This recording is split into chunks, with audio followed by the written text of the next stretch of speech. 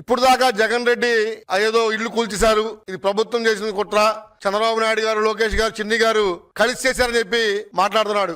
ఆక్రమించుకోవడం కోసం చేశారని చెప్పి మాట్లాడుతూ ఉన్నాడు. అసలు ఈ ఆక్రమణ పర్వం మొదలైంది మీ దగ్గర కదా. నువ్వు ఇవాళ బాధితుల పక్షాన్ని మాట్లాడుతూ ఉన్నావు. తాడేపల్లిలో 10 ఎకరాల సువిశాలమైన స్థలంలో ఒక ప్యాలెస్ కట్టుకొని దాని చుట్టుపక్కల పేదవాళ్ళు ఉండకూడదు అని చెప్పి ఎన్నో సంవత్సరాల నుండి గుడిసేసుకున్నటువంటి వాళ్ళని తొలగించింది నువ్వు కాదా? నువ్వా ఈ రోజు కూర్చువేత గురించి మాట్లాడుతూ ఉన్నావు. నీకు అర్హత ఉందా అని చెప్పి సందర్భంగా జగన్ రెడ్డిని అడుగుతా ఉన్నా. ప్రతిదానికి కూడా అధికారంలో కోల్పోయి 18 మాసాలు కావస్తుంది. నువ్వు పట్టుమని 10 రోజులు ఎప్పుడైనా సరే విజయవాడలో ఉన్నావా? నీ తాడేపల్లి కొంపలో ఉన్నావా?